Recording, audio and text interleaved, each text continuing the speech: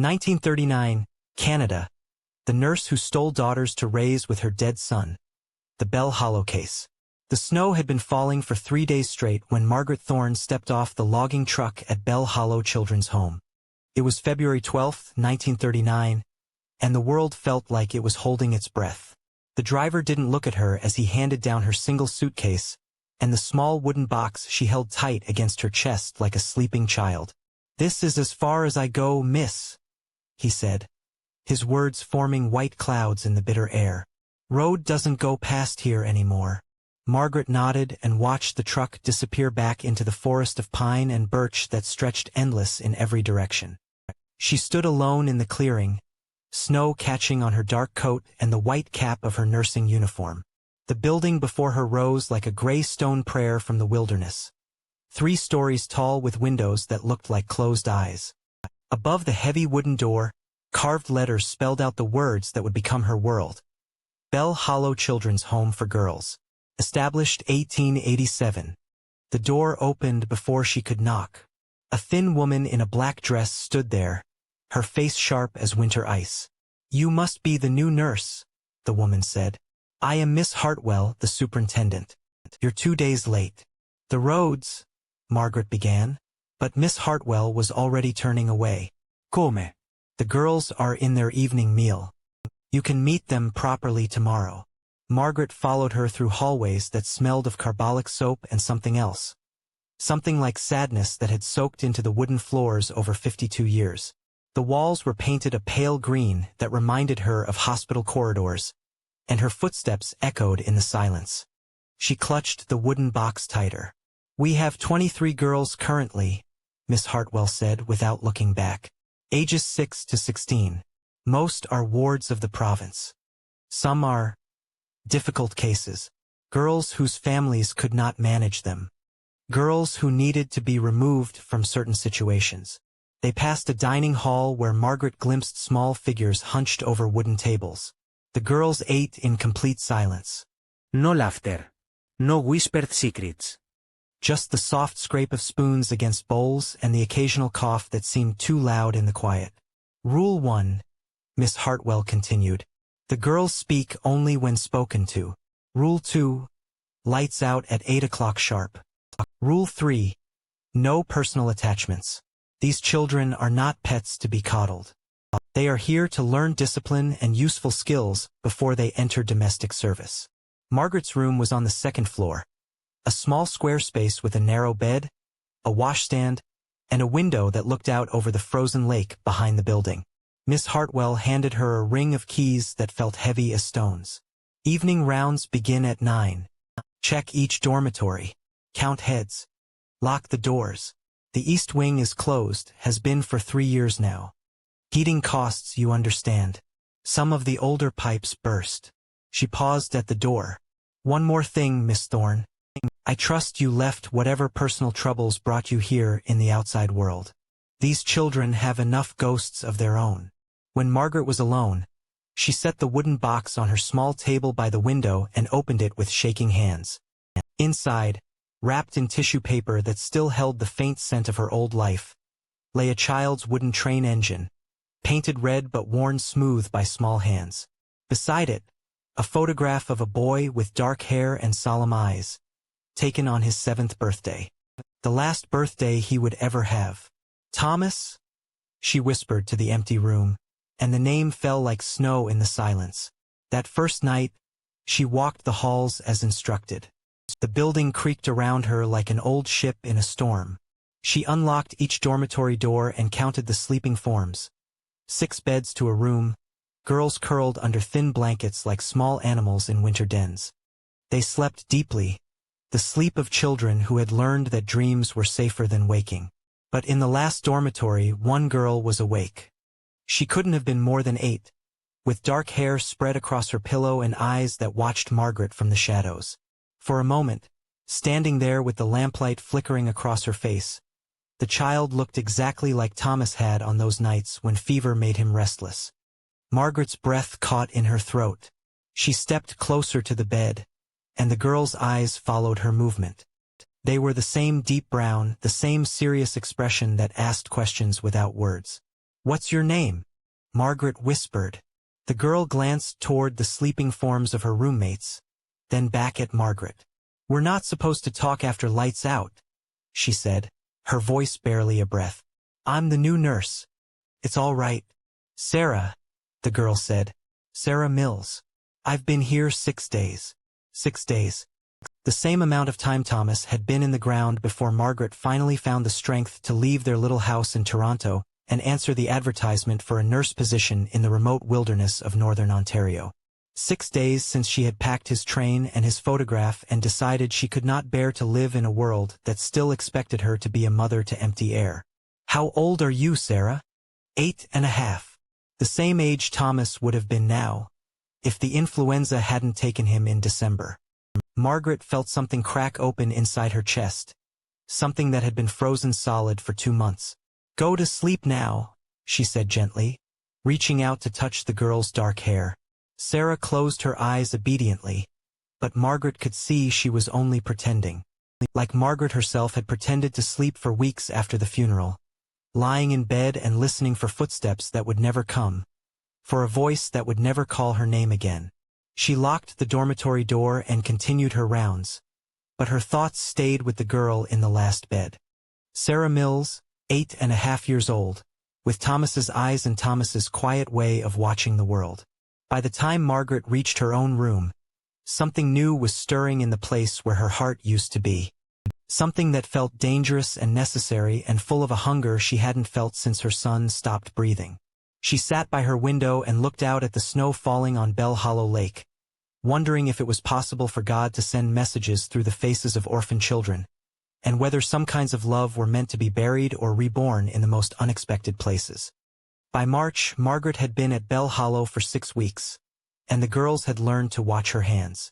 Not her face, which had grown softer since that first night, but her hands, the way they lingered when she brushed certain heads of hair, how they trembled when she handed out the evening medicine, how they pressed against her chest whenever she looked at Sarah Mills for too long. The snow was beginning to melt around the edges of the lake, creating small streams that sang as they ran toward the forest. Spring came slowly to northern Ontario in 1939, like a careful animal testing the air for danger.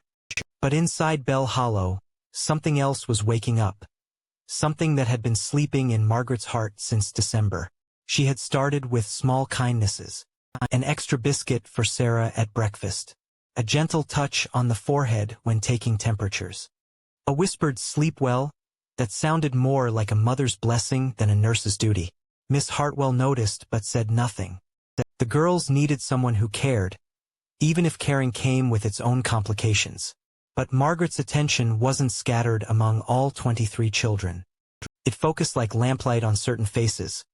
Girls with dark hair and serious eyes, girls who spoke in whispers, girls who reminded her of the boy who used to sit at her kitchen table and ask why the world was so sad sometimes. There was Sarah, of course, who had become Margaret's shadow during evening rounds. And Lucy Chun, 9 years old, whose parents had died in a logging accident near Thunder Bay. Lucy had Thomas's way of tilting her head when she listened, as if she could hear things other people missed. Then came Emma, 11, who hummed lullabies under her breath the way Thomas used to do when he couldn't sleep. And finally, little Rose Patterson, barely 7, who had been found wandering the streets of Sault Ste. Marie after her mother simply disappeared one winter morning. For girls. For pairs of dark eyes that looked at Margaret with a mixture of hope and hunger that made her chest ache.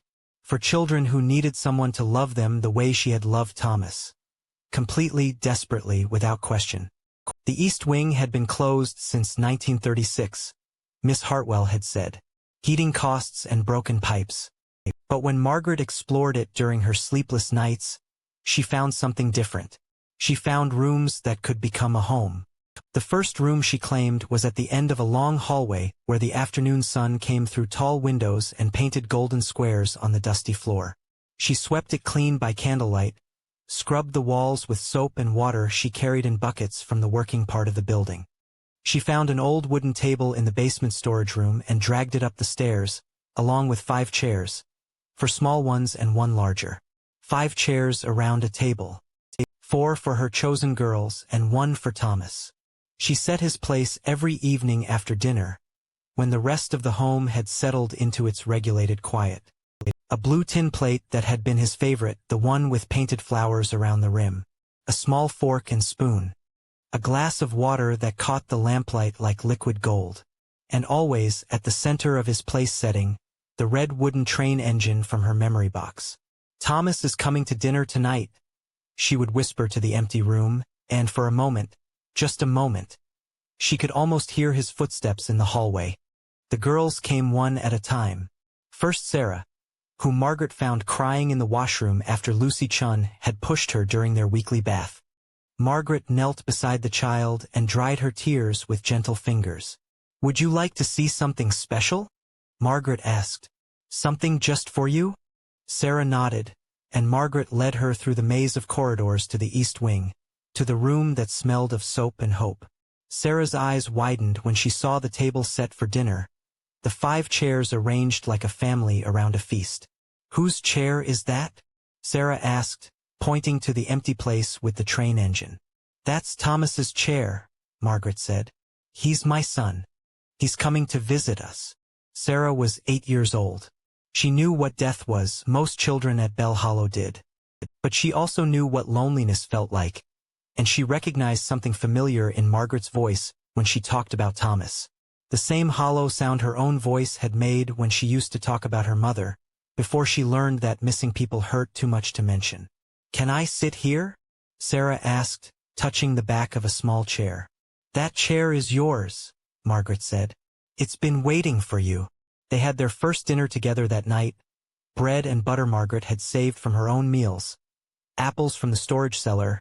Milk still cold from the icehouse. Margaret told stories about Thomas while they ate. How he loved trains and could make the sound of a steam whistle that was so perfect it fooled the birds. How he used to build cities out of wooden blocks and populate them with families of ants he caught in the garden. How he had asked her once if children who died young got to grow up in heaven, or if they stayed small forever. "I think they get to choose," Sarah said quietly. "I think they get to be whatever makes them happiest." Margaret looked at this serious little girl with Thomas's eyes and felt something inside her chest snap back into place, like a broken bone finally healing. Within 2 weeks, Lucy had joined them. Then Emma, who brought her gift for humming lullabies to their evening gatherings. And finally Rose, who was so small Margaret had to lift her into her chair and who called Margaret Mama from the very first night. They became a family in the abandoned East Wing of Bell Hollow Children's Home. Margaret read them bedtime stories from books she found in the old library. Fairy tales about lost children who found their way home. Adventures about brave girls who saved kingdoms. Poems about mothers who loved their children more than life itself. She tucked them into beds she made from mattresses dragged from empty rooms, sang them lullabies that Thomas had loved, and kissed their foreheads the way she had kissed his every night for 7 years. But always there was the 5th chair at their dinner table. Always the blue plate with painted flowers, the red train engine that caught the candlelight like a small beacon. Margaret would serve Thomas's portion and set it in his place, and the girls learned to speak to him as if he were sitting right there. "Thomas, do you want to hear about what happened in lessons today?" Lucy would ask the empty chair. "Thomas, Rose drew you a picture," Emma would say, holding up a crayon drawing of stick figures holding hands under a smiling sun. And Margaret would smile and nod and pretend she could see him there, her boy with the serious eyes and gentle hands, growing older at their table while staying forever 7 in her memory. The rest of Bell Hollow carried on without them. Miss Hartwell noticed that 4 of her girls had grown quieter, more distant from the others, but she attributed it to the influence of their new nurse. Children needed affection, after all. What harm could come from a little extra kindness? She didn't know about the East Wing. She didn't know about the family dinners or the bedtime stories or the way Margaret sometimes stood in the doorway of their makeshift bedroom and watched her 4 chosen daughters sleep, counting their breaths the way she used to count Thomas's when he was sick. She didn't know that love could become a cage, or that a mother's heart could hold so much grief that it swallowed everything around it, including the children it was trying to save. But Sarah was beginning to understand, and understanding brought its own kind of fear. The year was 1952, and Bell Hollow had been quiet for 3 months now. The snow lay thick over everything, soft and white like Margaret's aprons, like the way she tucked the children into bed each night with hands that shook just a little. Sarah had been there since December, when the social worker brought her up the long dirt road in a car that coughed black smoke into the winter air. Margaret called her Thomas now. Had been calling her Thomas since the second week, when Sarah's hair grew a little too long and Margaret cut it short with kitchen scissors, her fingers gentle but firm against Sarah's scalp. "There now," Margaret had whispered, brushing the brown curls from Sarah's shoulders. "Much better." Thomas never did like his hair long. Sarah learned not to correct her. The other children had learned this too. There was Emma, who came in the fall and answered to James when Margaret looked at her a certain way. There was little Peter, who had always been Peter, lucky enough to carry a boy's name already. And there was Ruth, who Margaret sometimes called Thomas too, when the light was dim and her eyes went far away to some place the children could not follow. The house sat at the edge of Bell Hollow Lake, where the water stayed frozen from November until April. Margaret would stand at the kitchen window in the mornings, looking out at the white expanse with her coffee growing cold in her hands. She would smile then, soft and distant, and whisper words that sounded like prayers or secrets. Sarah had been watching Margaret for weeks now, the way she moved through the house like a ghost following old patterns. How she set 5 places at the dinner table but only 4 children sat down to eat. How she saved the best piece of meat, the warmest biscuit, for the empty chair at the head of the table. How she would reach out sometimes, as if to touch someone who was not there. "Thomas was such a good boy," Margaret would say during these moments, her voice carrying across the quiet dining room. "Always ate his vegetables. Always said his prayers." Her eyes would find Sarah then, expectant and hungry. "Just like you, Thomas. Just like you." The other children would nod and continue eating, but Sarah saw how Emma's hands trembled when she lifted her fork. How Ruth would glance toward the door as if calculating distances.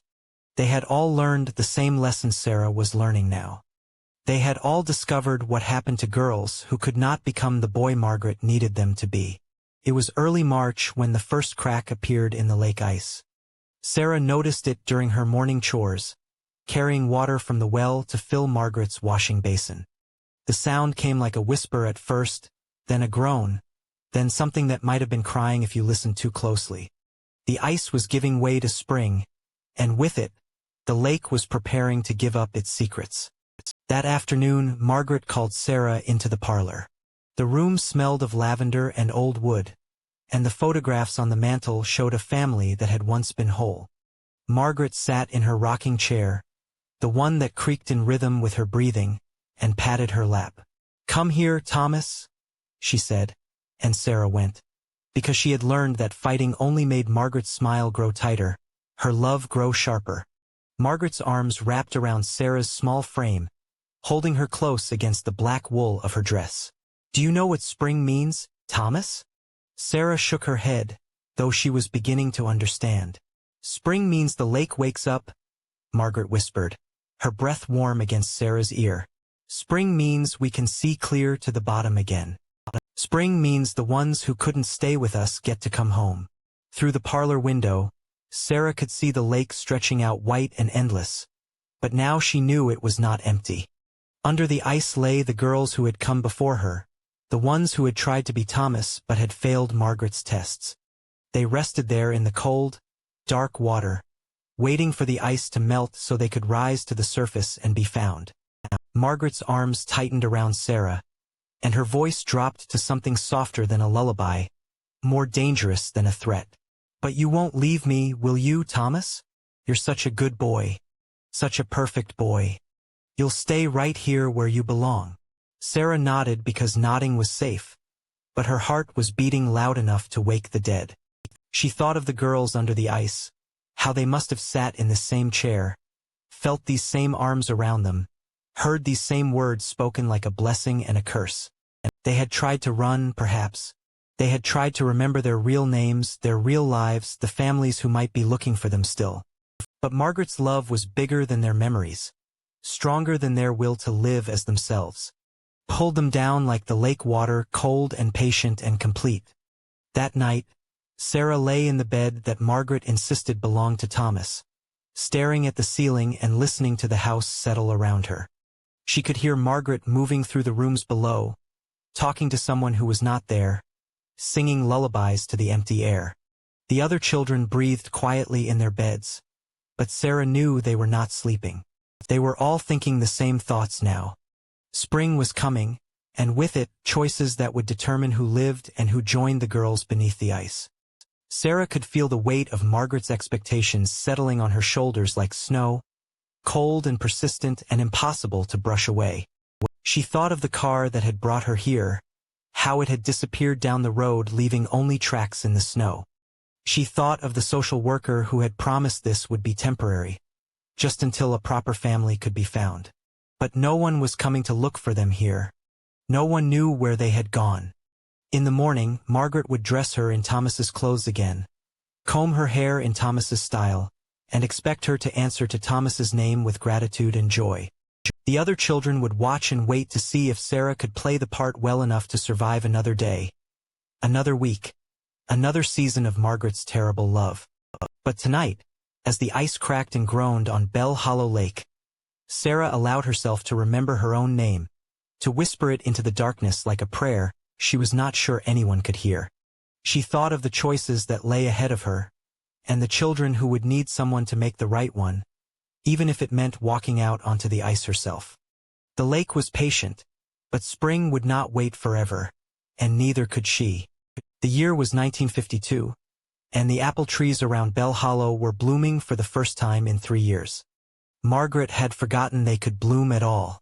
She stood at the kitchen window that April morning, watching the white petals drift like snow across the yard, and remembered Thomas running between those trees when he was 6 years old, his laughter bright as bells in the spring air.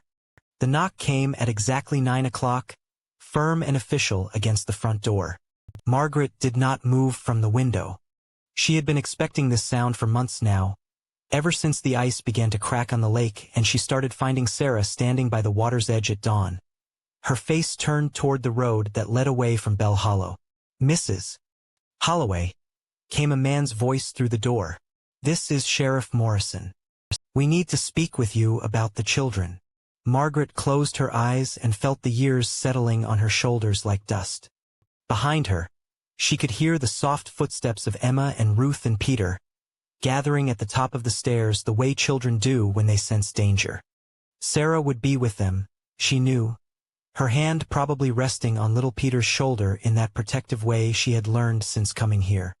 The sheriff knocked again, more insistent now. Margaret heard car doors opening and closing in her driveway, the crunch of official boots on gravel. They had come with more than one car, which meant they had come to take the children away. All of them, even Thomas. "Mrs. Holloway, please open the door." Margaret's reflection stared back at her from the kitchen window, pale and hollow-eyed above her black dress. She had been wearing black for so long now that she had almost forgotten what colors looked like on her. The woman in the window looked like a stranger, someone who had loved too hard and held on too long to things that were never really hers to keep. She walked to the front door slowly, her hand trembling on the brass knob. When she opened it, she saw 3 men in uniforms and a woman in a brown coat who looked at her with eyes that were kind but tired. Behind them, more cars waited in the driveway, their engines still running as if they expected to leave quickly. "Ma'am," the sheriff said, tipping his hat. "I'm Sheriff Morrison. "This is Dr. Camden from the State Hospital and Miss Walsh from Child Services. We've had some reports about children living here who might need our help." Margaret nodded slowly. She had always known this day would come. Part of her, the part that still remembered who she had been before grief hollowed her out, had even hoped for it. "The children are upstairs," she said quietly. "They're good children. Very good children." Miss Walsh stepped forward, her voice gentle but firm. "Mrs. Holloway, we understand you've been through a terrible loss. But these children need to be returned to their proper families, or placed in homes where they can receive appropriate care." "This is their home," Margaret said, but the words came out like a question instead of a statement. She looked past the officials to the apple trees blooming in her yard, and for a moment she could almost see Thomas there again, running and laughing and alive. Dr. Camden, a tall man with kind eyes, spoke carefully. Mrs. Holloway, your son Thomas passed away 4 years ago. These children have their own names, their own families who are looking for them. They need to go home. The truth hit Margaret like cold water. She had known, somewhere deep in her heart, that Thomas was gone. She had buried him herself in the little cemetery behind the Methodist church, had watched them lower his small coffin into the ground while the rain fell like tears. But the knowing and the accepting were different things, and she had spent 4 years refusing to accept what could not be changed. I just wanted him back, she whispered, and her voice broke like ice on the lake. I just wanted my boy back. She turned and walked up the stairs, her legs heavy as stone. The children waited at the top, huddled together like birds in a storm. Sarah stood in front of the others, small and fierce and ready to fight if she had to. But when Margaret reached them, Sarah's expression softened, and Margaret saw something in the girl's eyes that looked like understanding. They've come to take you home, Margaret said, and the words tasted like goodbye and relief all mixed together. All of you, back to your real families. Emma began to cry, not from fear but from something that might have been gratitude. Ruth reached for Peter's hand, and Peter, sweet Peter who had never questioned why Margaret sometimes called him Thomas, looked up at her with trust still shining in his young face. But it was Sarah who stepped forward, Sarah who had seen the most and understood the deepest truths of what had happened in this house. She reached up and took Margaret's hand, her small fingers warm against Margaret's cold skin. It's okay, Sarah said, and her voice carried a wisdom too old for her years. He knows you loved him. Thomas knows. Margaret knelt down until she was eye level with Sarah, with this brave girl who had carried the weight of another child's name and another mother's broken heart for 4 long months. What's your real name? Margaret asked, though she thought she might have always known. Sarah, the girl said softly. Sarah Elizabeth Cooper. My mama's been looking for me since December. Sarah? Margaret repeated, and the name felt right on her tongue, like coming home after a long journey. Sarah, you're going to be okay. All of you are going to be okay.